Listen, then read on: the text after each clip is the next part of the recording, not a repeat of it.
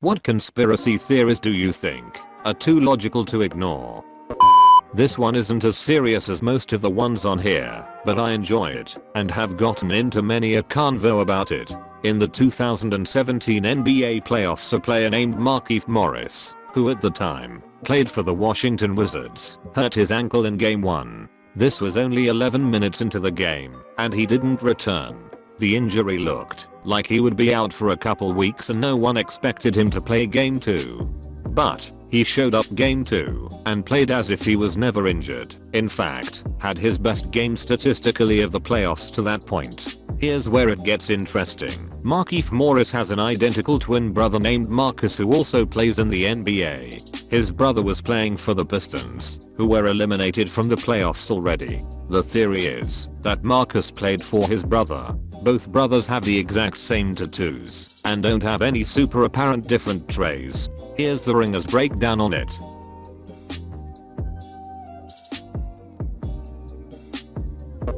Pretty sure I saw it here on Reddit at one point, but someone brought up the art trade. That these $1 million art shows / individual pieces that go for insanely high prices are just a way for money laundering.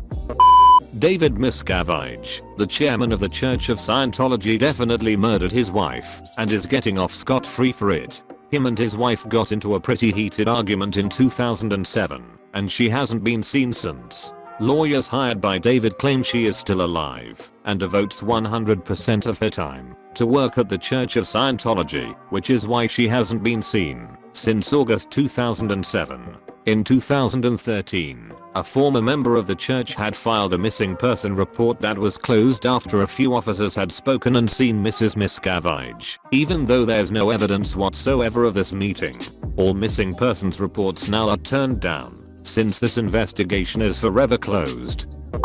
This one is small and local, but still too insane to ignore, and just came up today.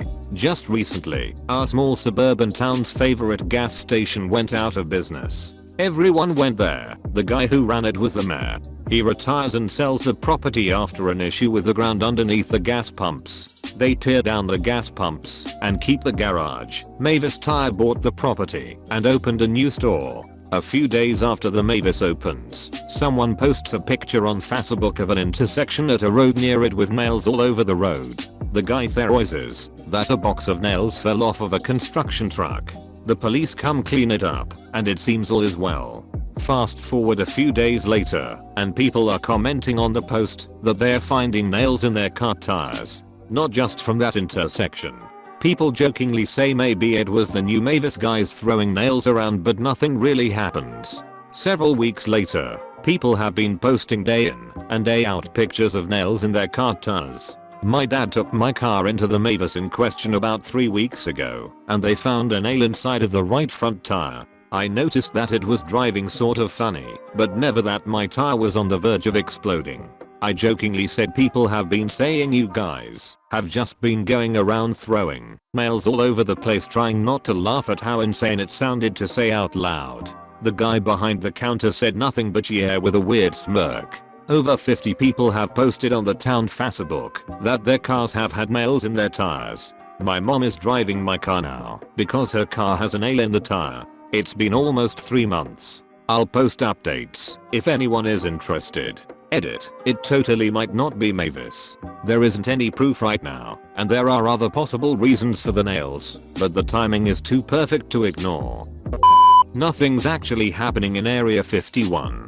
The government just keep it, so people will focus on it, and ignore the shady stuff happening somewhere else. Actually, Area 51 was created during the Cold War as a testing and development facility for aircraft, including the U-2 and SR-71 Blackbird reconnaissance planes. And currently it's probably being used to test few weapons, and that's it. Every country has their secret projects and we all know it. The entire alien and conspiracy theories have only fueled movies and TV shows. That's it.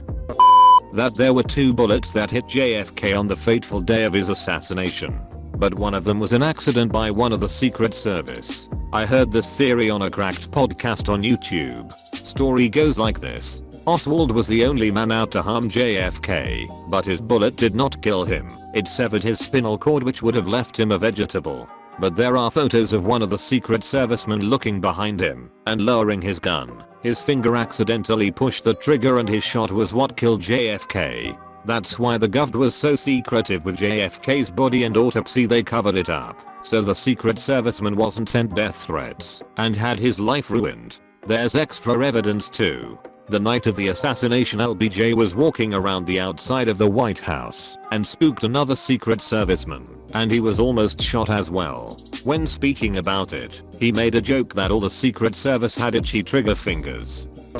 9/11 was allowed to happen so the government could go ahead with political agendas that would have been very unpopular otherwise. There were all kinds of advanced warnings that an attack was imminent, yet they were ignored.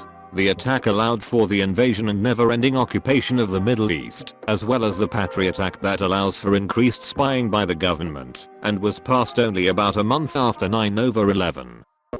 I absolutely believe that the FBI killed Martin Luther King Jr. He was making a pivot to socialism by way of saying the economic conditions present in working class black families were present in working class white families. America has killed leftists in countless countries. Why wouldn't they kill one at home? In addition, the FBI was wiring his phones, blackmailing him, and writing letters trying to get him to kill himself. Their contempt for the man is well known. The fact that Stephen Hawking has had special medical treatment for his owls, unknown and unavailable to the public.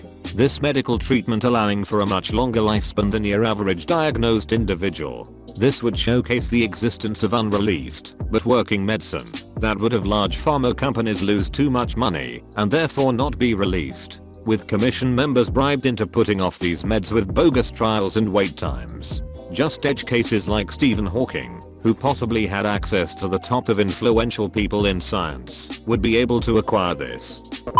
The Las Vegas shooting. Stephen Paddock used over 1,100 rounds of ammo and 14 AR-15 rifles with bump stock attachments during the shooting. In the video from the survivor, it shows that this is a non-stop continuous stream of bullets, much more than a bump stock can produce. As soon as the FBI took over all of the investigation, the evidence towards Stephen Paddock mysteriously burned up in his house. Even Stephen's brother said that this all did not make sense, and the next day he was arrested for child pornography charges. Let me know if I missed anything. Edit. Also, I heard this from a friend.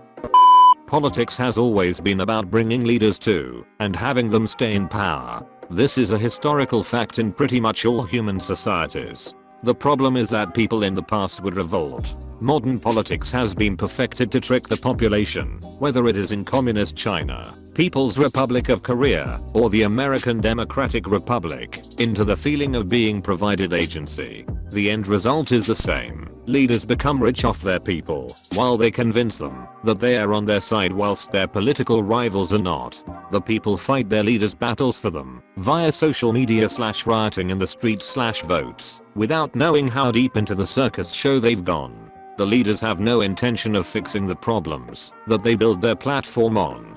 They need to keep people on their side because they are supposed to be the solutions for them. No problems equals no solutions needed equals increased apathy toward political figures.